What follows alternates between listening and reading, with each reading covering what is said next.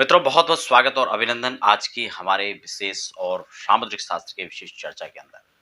मैं आपके साथ देवभूमि ऋषिकेश उत्तराखंड से आचार्य आशीष। आप भी कमेंट बॉक्स में अपना या अपने शहर का नाम लिखकर हमारे कार्यक्रम का एक खास हिस्सा बन सकते हैं।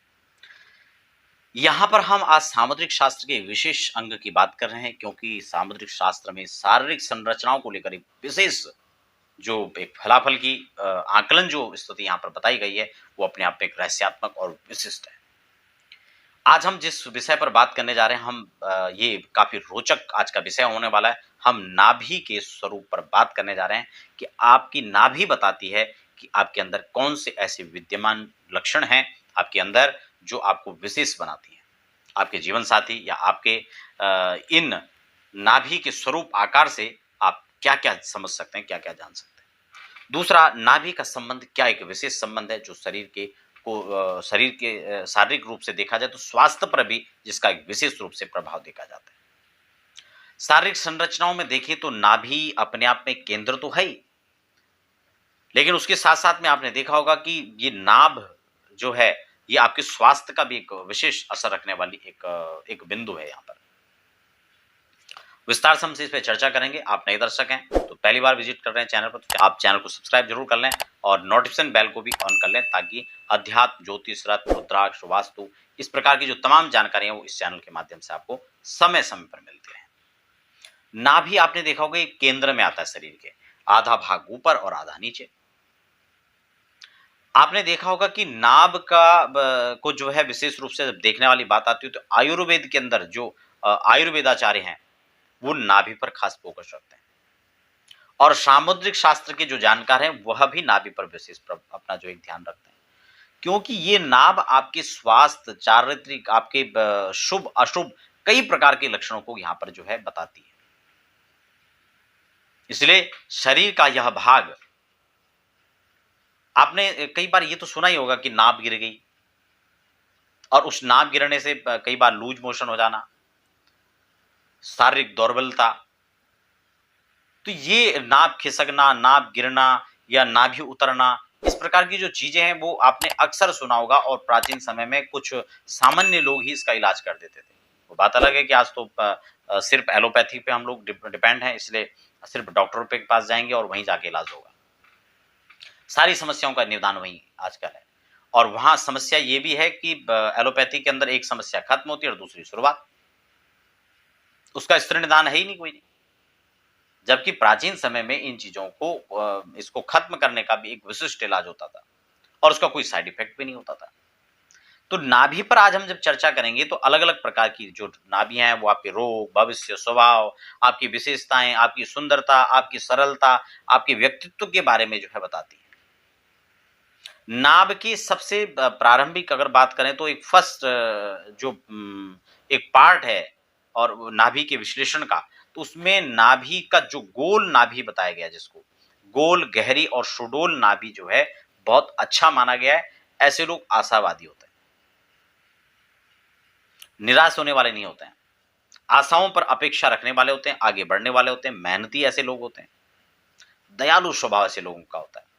स्वास्थ्य की बात करें तो ऐसे लोग बड़े स्वस्थ होते हैं, क्योंकि जब भी नाभि इस प्रकार की सुडौल, गोल और गहरी नाभि होगी तो वो निश्चित रूप से उस केंद्र को एक उचित मात्रा में जो वहां से चाहे ऑक्सीजन की बात हो या फिर शारीरिक सौंदर्यता की बात हो, तो वो कहीं ना कहीं वहां से एक सेंटर पॉइंट जो वहां पर है उसमें सही लक्षण और सही रूप में जो एनर्जी है उसको जो है वो एक्टिवेट करती है, वो एनर्जी वहां पे सही रूप से बनी रहती है।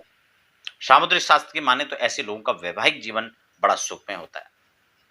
ऐसे लोग समय समय पर अपनी विचारधारा को अपग्रेड करते रहते हैं, समय समय पर अपने जो प्लान है उनको भी अपग्रेड करते रहते हैं, और समय के साथ जो लोग चलते हैं, ये बात तो निश्चित है कि समय के साथ चलने वाला जो व्यक्ति है उस समय निश्चित रूप से समय के अनुसार सफल भी होता है, और एक अच्छा व्यक्तित्व भी ऐसे लोगों का देखा जाता है।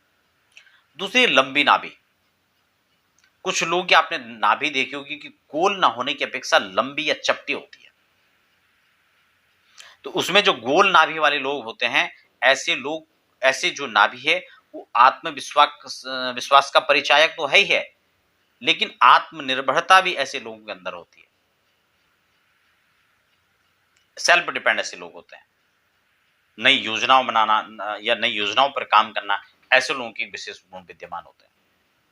आत्मनिर्भरता के साथ में ऐसे लोगों की सूक्ष्म दृष्टि भी देखी जाती है।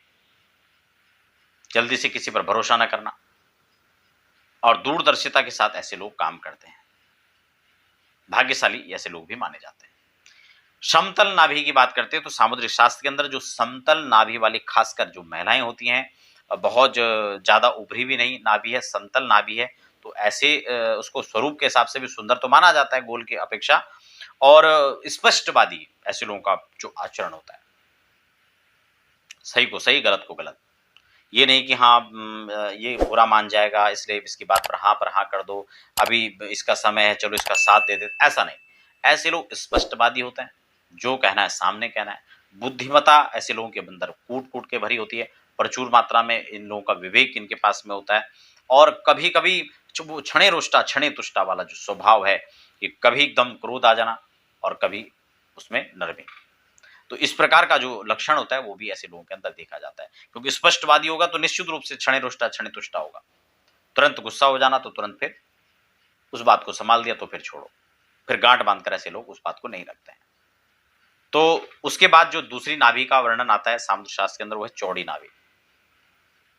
कई लोगों की आपने देखी होगी नाभि बड़ी बड़ी होती है, काफी चौड़ापन होता है उसमें। तो ऐसे जो नाभियां हैं, ऐसे लोग अंतर्मुखी होते हैं। स्वास्थ्य के मामले में बात करें तो ऐसे लोगों को स्वास्थ्य जो पेट से संबंधित जो समस्याएं वो भी हो सकती हैं, क्योंकि ऐसी नाभि तब होती है कि बचपन में कई बार नाभियां फूल जाती हैं और उस पर ध्यान नहीं दिया जाता है, तो फिर विकार हो जाते हैं, कई प्रकार की समस्याएं लंबी चलती जाएं और उस पर व्यक्ति अगर ध्यान नहीं देता तो फिर वो नाभि का आकार ही परिवर्तित हो जाता है। सामुद्रिक शास्त्र के अंदर से अगर उसको इस विचारधारा से देखें, अगर वो नाभि स्वास्थ्य मतलब इस प्रकार से विकृत नहीं हुई है और इस प्रकार का स्वाभाविक रूप से है, तो अंतर्मुखी ऐसे लोगों को माना जाता है। खासकर किसी विरक्त महात्मा की इस प्रकार की नाभि हो सकती है, किसी संत मनीषी की हो सकती है।